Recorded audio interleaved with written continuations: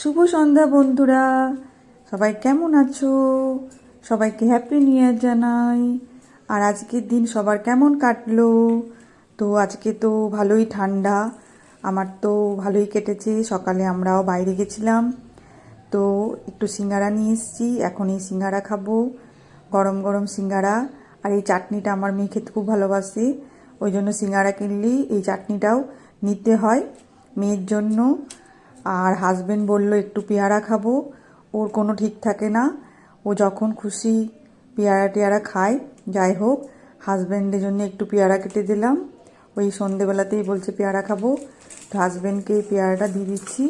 আমরা এই পেয়ারাটা কেউ খাবো না, ও একাই খাবে, তো এই জন্য একটু লঙ্কা গুঁড়িও দিয়েছি। আমি সাধারণত লঙ্কা গুঁড়ি খাই না, তো এটা হাজব্যান্ড খাবে।